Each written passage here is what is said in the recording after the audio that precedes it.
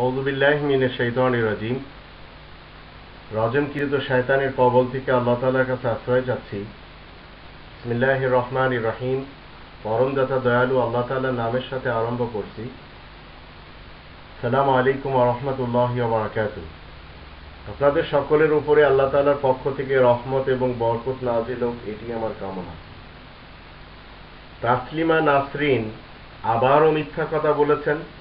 আমি তার মিথ্যার জবাব দেওয়ার জন্য আপনাদের সামনে কিছু কথা রাখব এবং কোরআনের ৪৯ নম্বর সূরা আল হুজুরাত এর ৬ নম্বর আয়াত আমি আপনাদের সামনে রাখব। আল্লাহ বলছেন, ইয়া আইয়ুহাল্লাযীনা আমানু ইন জাআকুম ফাসিকুম বিনাবাইন ফাতাবায়ানু আন তুসিবু কওমান বিজাহালাতিন ফাতুসবিহু আলা মা ফাআলতুম নাদিমিন।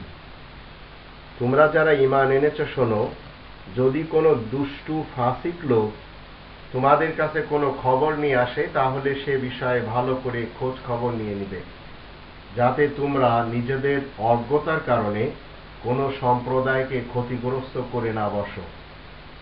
তারপরে নিজেদের কাজের জন্য তোমাদেরকে অনুতপ্ত যেন করতে না হয়। এই সতর্কীকরণ আল্লাহ রাব্বুল আলামিন দুনিয়ার প্রথম দিন থেকে আমাদের জন্য এই কোরআনের ভিতরে দিয়ে রেখেছেন।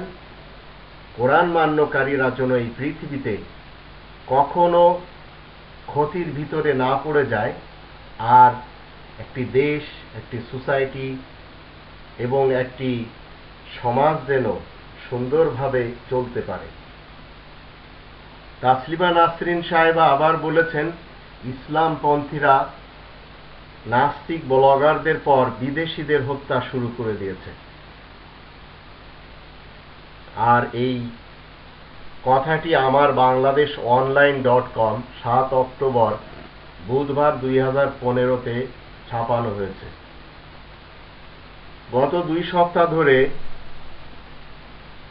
আমরা বাংলাদেশের যে ঘটনা দেখতে পেলাম বিদেশিদের ব্যাপারে, গত 2 সপ্তাহে 2 জন বিদেশি, একজন ইতালিয়ান নাগরিক আর একজন জাপানি নাগরিক হত্যা হয়েছে। তাসলিমা নাসরিনের মতে ইসলামপন্থীরা হত্যা করেছে। আল্লাহ রাব্বুল আলামিন আমাদেরকে সতর্ক করেছেন, যখন তোমরা যারা ঈমান এনেছো শোনো, যখন কোনো দুষ্টু ফাসিক লোক তোমাদের কাছে কোনো খবর নিয়ে আসবে, সেই খবর তোমরা ভালোভাবে যাচ পড়তাল করে নিবে, খোঁজ খবর নিয়ে নিবে, জাস্টিফিকেশন করে নিবে, যাতে তোমরা নিজেদের অজ্ঞতার কারণে কোনো সম্প্রদায়কে ক্ষতিগ্রস্ত করে না বসো। তারপর নিজেরা এই নিজেদের কাজের জন্য অনুতপ্ত করতে যেন তোমাদের না হয়। আবার ওদিকে প্রধানমন্ত্রী শেখ হাসিনা সাহেবার মতে বিরোধী দলের লোকদের হাত রয়েছে এই বলে মন্তব্য করেছেন। তো তাসলিমা নাসরিনের মিথ্যা অপবাদ ইসলামপন্থীদের উপরে, আর ওনার দৃষ্টিতে ইসলামপন্থী তারাই যারা ফাসাদ সৃষ্টি করে যাচ্ছে। ফাসাদ সৃষ্টি যারা করছে তাদেরকে তিনি ইসলামপন্থী বলছেন। ওনার জানা উচিত ইসলামপন্থীরা কোরআন মানে, তাই তারা 2 নম্বর সূরা আল বাকারার, এই কোরআনের 2 নম্বর সূরা আল বাকারার 84 নম্বর আয়াতের দৃষ্টিতে কখনো মানুষ খুন করে না। ইসলামপন্থীরা, ইসলামপন্থী তাদেরকে বলা হয় মুসলিম। ইসলামকে যারা মানে তাদেরকে মুসলিম বলা হয়। আর মুসলিমরা সবসময় নিজেরা নিরাপত্তায় থাকে এবং অন্যদেরকে নিরাপত্তা দেয়। এখন যদি কোরআনের দিকে তাসলিমা নাসরিন একটু ফেরত আসেন, তাহলে তিনি কোরআন স্টাডি করলে বুঝতে পারবেন যে এই পৃথিবীতে যত ধরনের খুন খারাপি, সেগুলি উগ্রবাদীরা করে, আতঙ্কবাদীরা করে, মুসলিমরা করে না। আর উগ্রবাদী আর আতঙ্কবাদীদের কোনো ধর্ম হয় না, তারা কখনো দিন ইসলাম মানে না।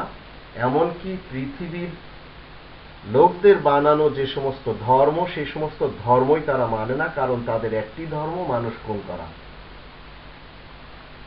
কোরআন কখনো মানুষকে শিক্ষা দেয় না যে তারা অনুমান করে কথা বলুক, তারা এমন কথা বলুক যে আমার মনে হয়, আমার ধারণা মতে, বা বোধ হয়, বা হতে পারে, এ ধরনের শব্দ চয়ন করার ক্ষেত্রে কোরআন সবসময় নিষেধ করে। কারণ কোরআনের 49 নম্বর সূরা আল হুজুরাতের 12 নম্বর আয়াতে আল্লাহ বলছেন, যারা মিথ্যুক এবং প্রবঞ্চক আর যারা খেয়াল এবং ধারণাকে মেনে চলছে তারাই কেবল এই ধরনের কথা বলে।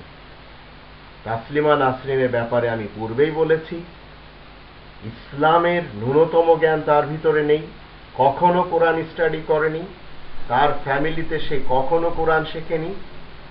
আজ বিদেশিদেরকে হাত করে নিয়ে হয়তো মনে করছেন যে উনি যা কিছু বলবেন সেগুলি গ্রহণ করা হবে, কিন্তু আল্লাহ আমাদেরকে শিক্ষা দিয়েছেন অনুমান করে যদি কেউ কোনো কথা বলে সেটা কখনো মানা যাবে না। আর তিনি মুসলিমদের উপরে, ইসলামপন্থীদের উপরে যে আরোপ লাগিয়েছেন সেটা ডাহা মিথ্যার কথা এবং সরাসরি ওনার পক্ষ থেকে মিথ্যা অপবাদ ছাড়া কিছুই না। কখনো কোনো মুসলিম পৃথিবীর যে কোনো জায়গায় তার বসবাস হোক না কেন, সে অন্তত কখনো মানুষ মারবে না। এটা তাসলিমা নাসরিন সহ বিশ্বের যারা অনুমানের উপরে চলে, যারা ধারণার উপরে চলে, তাদের জেনে রাখা উচিত।